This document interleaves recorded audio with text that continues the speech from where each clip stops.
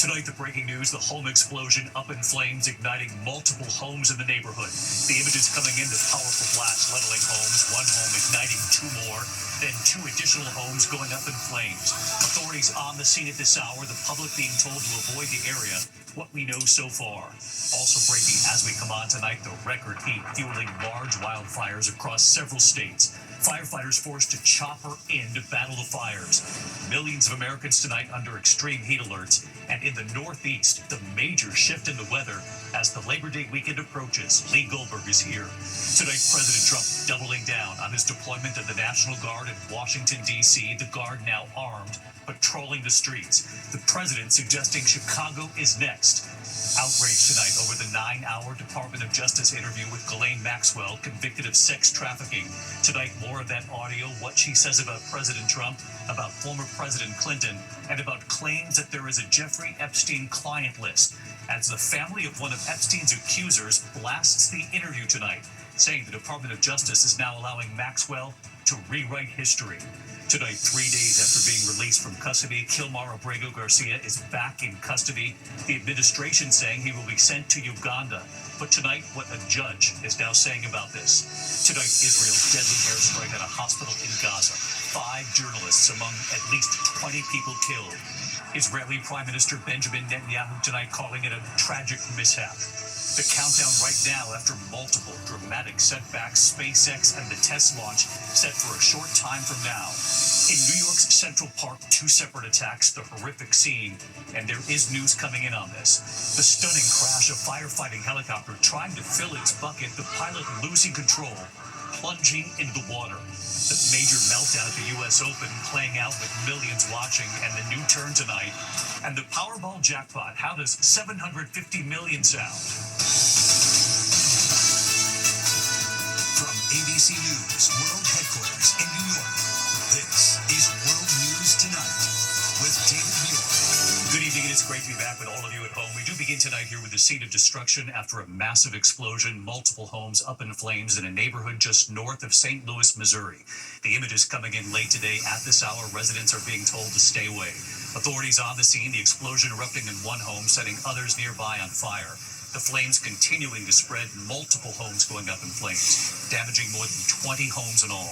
Tonight, a rescue task force searching for any possible victims in the rubble. So far, they say 3 people have been injured. The bomb and arson unit called to the scene, leading the investigation. Crews from the gas company are there as well, all now investigating what could have caused this. ABC's Mola Lenghi with the images tonight and what we know so far.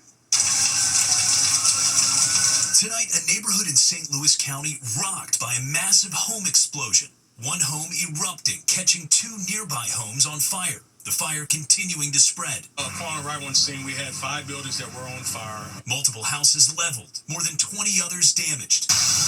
Shortly after 9 a.m., firefighters racing to the scene in Florissant. The fire still cracking and popping as they tried to get it under control. Smoke billowing into the sky, a car engulfed in flames. The interior of this home charred down to its frame. Bricks and 2x4s scattered across the area. At least 3 people injured. Remarkably, no one killed. You can look at this carnage, and the fact that no one was killed is an absolute blessing. Officials asking residents to stay away as they assess the damage. If there's extensive damage in these homes, people will not be able to go back in there. It's just too dangerous at this time.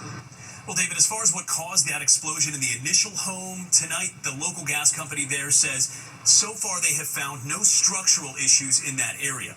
Now, tonight, the bomb and arson unit are leading the investigation, David. Mola Lenghi, Mola, thank you. We turned out of the weather, record-breaking heat fueling multiple wildfires, forcing evacuations across several states, while in the Northeast, a major shift in the weather just as the Labor Day weekend approaches. First, the fires tonight north of San Francisco. These are the images. Firefighters battling the picket fire.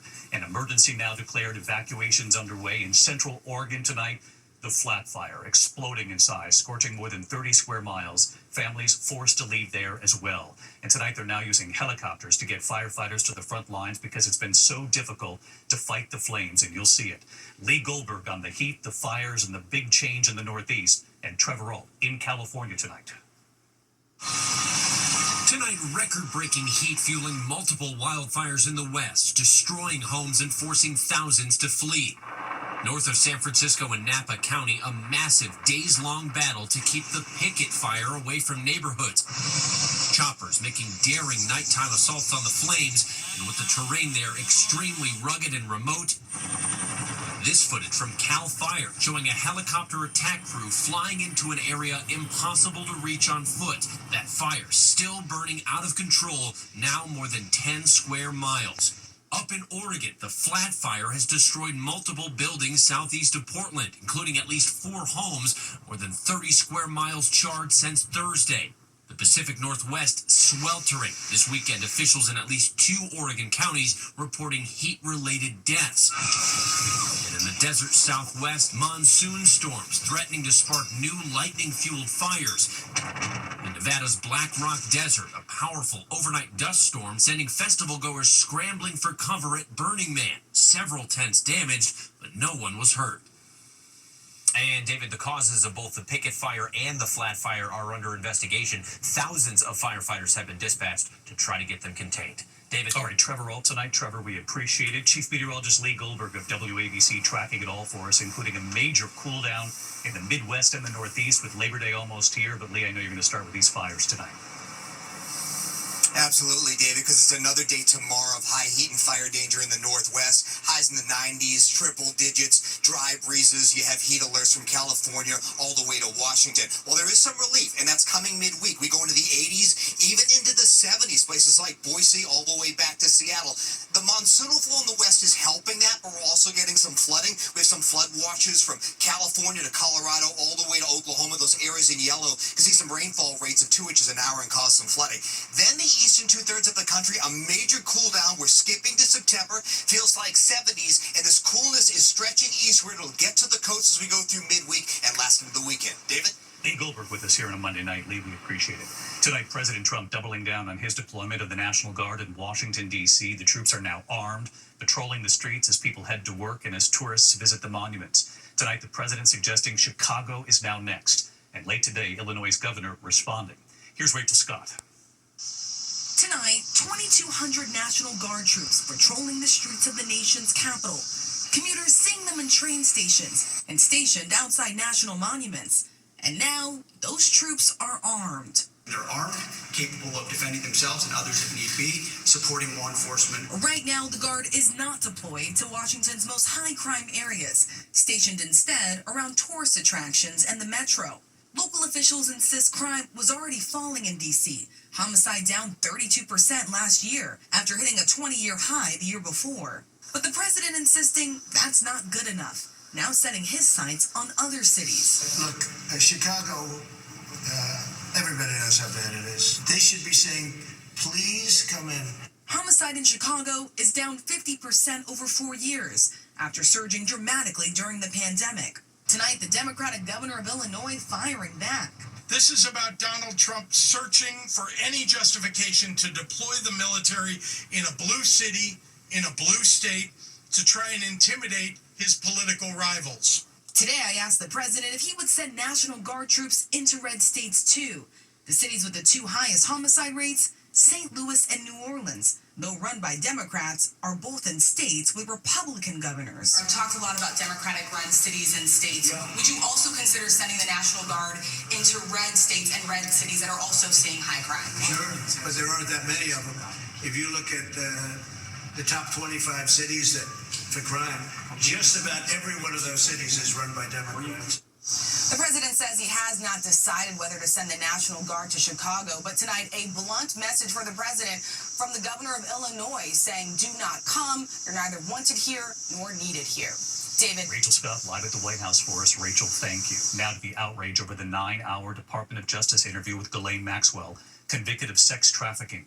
Tonight, more of the audio here, what she says about President Trump, about former President Clinton, and about claims there's a Jeffrey Epstein client list. As the family of one of Jeffrey Epstein's accusers blasts the interview now, saying the Department of Justice is allowing Maxwell to rewrite history. Here's Aaron Kutursky. Tonight, the anguished family of Jeffrey Epstein's most vocal accuser says the Justice Department's, quote, bizarre interview of Epstein's accomplice, Ghislaine Maxwell, gave her a platform to rewrite history. The family of Virginia Giuffre furious after DOJ released audio and transcripts of Maxwell's 9-hour sit-down with Deputy Attorney General Todd Blanche, who used to be President Trump's personal lawyer. In the interview, Maxwell, who was serving 20 years for sex trafficking, proclaimed her innocence, insisted she didn't witness any inappropriate behavior by any of Epstein's powerful friends, and said a long-rumored list of Epstein's high-profile clients does not exist. There's no list. There's never been a list. And you never heard Mr. Epstein talk about such a list? Never. Maxwell was also asked about President Trump, who had a decade-long friendship with Epstein before their falling out. I never witnessed the president in any inappropriate setting in any way. The president was never inappropriate with anybody. In the times that I was with him, he was a gentleman in all respects. But she also contradicted Trump's claim former President Bill Clinton went to Epstein's private island 20 times. You're not aware of President Clinton ever going to the island? He never, absolutely never went, and I can be sure of that because there's no way he would have gone. I don't believe there's any way that he would have gone to the island had I not been there, because I don't believe he had an independent friendship, if you will, with Epstein. At the outset of the interview, the Deputy Attorney General telling Maxwell she shouldn't expect to be rewarded. By you meeting with us today, we're really just meeting. I'm not promising to do anything. I'm not promising to ask Judge Nathan or any of the judges that's been assigned to your case to do anything. We're just talking. But Democratic Senator Adam Schiff says that just doesn't wash. So she wants a pardon. She says exactly what her lawyers tell her is going to be necessary to get a pardon. Shortly after the interview, in a highly unusual move, the Justice Department transferred Maxwell to a minimum security prison camp. Tonight, Virginia Giuffre's family says that sends a disturbing message that child sex trafficking is acceptable and will be rewarded. The interview really was extraordinary, David. We can't think of another time a Deputy Attorney General flew to meet a convicted sex offender at her invitation. We know Maxwell wants out of prison, so the question tonight, David, does the president grant her wish? David? You'll continue to follow this case, Aaron. Thank you. Now to the case of Kilmar Abrego Garcia. 3 days after being released from custody, he's now back in custody tonight. The administration now saying he will be sent to Uganda. Late today, a judge stepping in, and here's Pierre Thomas. Just 3 days after he was released from federal custody, Kilmar Abrego Garcia arrested again by ICE officers when he arrived at his scheduled immigration appointment in Baltimore. And tonight, the Department of Homeland Security says he's being processed for deportation to Uganda. We are all Kilmar! Abrego Garcia, who was returned to the U.S. after being wrongfully deported to a notorious prison in El Salvador, today surrounded by supporters. A toda la familia. Even though injustice is hitting us hard, he said, we do not lose faith. He's facing criminal charges filed after his deportation to El Salvador became the focus of an international controversy. He's currently charged with human smuggling, including children. The guy needs to be in prison. Abrego Garcia has pleaded not guilty, but his attorneys say the administration offered him a deal. If he changed his plea and serves time in prison, he would then be deported to Costa Rica, which has agreed to accept him as a refugee or a resident. They say if he didn't take the deal, he'd be deported to Uganda.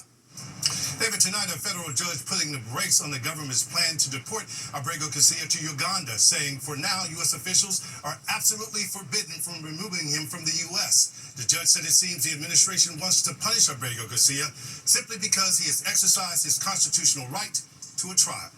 David? Pierre Thomas live in Washington. Pierre, thanks. Overseas tonight to Israel's deadly airstrike on a hospital in Gaza. 5 journalists are among at least 20 people killed. Israel's Prime Minister Benjamin Netanyahu tonight calling it a tragic mishap. Here's our chief international correspondent, James Longman. Outrage is growing tonight after Israeli airstrikes on a Gaza hospital killed 5 journalists, among at least 20 killed and dozens more injured. Nasser Hospital in Khan Yunis was hit with an initial strike, and after rescuers and journalists had rushed to the scene, a second strike came in. Graphic video capturing these moments just before it blasts the hospital. Smoke and dust billowing where people stood seconds earlier. Camera equipment found in the rubble. Israel says they were targeting Hamas and regrets the harm to civilians not involved, and that journalists are not specifically targeted. The 5 killed all work for international news outlets, and it comes less than 2 weeks after an Israeli strike killed 6 journalists outside a different hospital. Any reaction to this? Are you going to talk about it? I don't want to see it. At the same time, we have to end that all nightmare. The Committee to Protect Journalists accuses Israel of deliberately targeting journalists in order to stop information from leaving Gaza. They say nearly 200 journalists have been killed since this war began. Israel denies that claim and say they've launched an investigation. David? James Longman from London. James, thank you. Back here in the U.S. tonight, the countdown right now after multiple dramatic setbacks. SpaceX and the test launch set for a short time from now. Here's Gio Benitez. Tonight, the final countdown to a critical launch of the SpaceX Starship later this evening after a series of dramatic setbacks. The world's most powerful rocket set to blast off from southern Texas for a 10th test flight. Back in June, a Starship exploded on the launch pad during a pre-flight engine test. And over the past 3 flights, the Starship either blew up or broke apart, sending debris streaking across the skies over the Atlantic, forcing ground stops at airports. A lot is riding on this mission. Elon Musk is hoping that the Starship will one day take people to the moon or even Mars. Each launch is about learning more and more about what's needed to make life multiplanetary and to improve Starship to the point where it can be taking ultimately hundreds of thousands, if not millions of people to Mars. And David, Elon says that the whole goal here is to quickly reuse rockets to eventually build a colony on Mars. David? Gio Benitez following this into the evening. Gio, thank you. When we come back tonight in New York's Central Park, 2 separate attacks, the awful descriptions of these attacks, and there is news coming in on this. Also, the major meltdown at the U.S. Open, what a tennis player did with millions watching. And look at this tonight, the stunning crash of a firefighting helicopter trying to fill its bucket right there, the pilot then losing control, the chopper then plunging into the water. What happens next here in just a moment. Tonight in New York City, police arresting a suspect accused of 2 separate attacks in Central Park. Authorities say an 18-year-old victim was punched, kicked, and choked near West 62nd Street in Manhattan. Police believe the same suspect later threw a 37-year-old man to the ground, biting his ear at West 93rd Street. Both victims are in stable condition. Overseas tonight, dramatic video of a firefighting helicopter crash in Brittany, France. The chopper filling its bucket with water, then spinning out of control and plunging into the pond right there. The pilot's obviously losing control. Both, though, escaping without injury. Just extraordinary. When we come back here, the remarkable scene, the tennis tantrum at the U.S. Open, what a player did in front of millions watching, and the new turn tonight with this, and the Powerball jackpot, the new jackpot number tonight, and it sounds real nice. To the index and the epic meltdown at the U.S. Open here in New York, Russia's Danil Medvedev taking on France's Benjamin Bonzi in the first round. It began with a photographer mistakenly walking out of the court in the 3rd set. Medvedev fuming at the chair umpire for giving Bonzi a do-over on his first serve, riling up the crowd, causing a 6-minute delay. He went on to lose in 5 sets, smashing his racket to pieces. This went on and on. The photographer, by the way, who sparked the meltdown, now banned from the tournament, but tonight Medvedev says he does not blame photographer.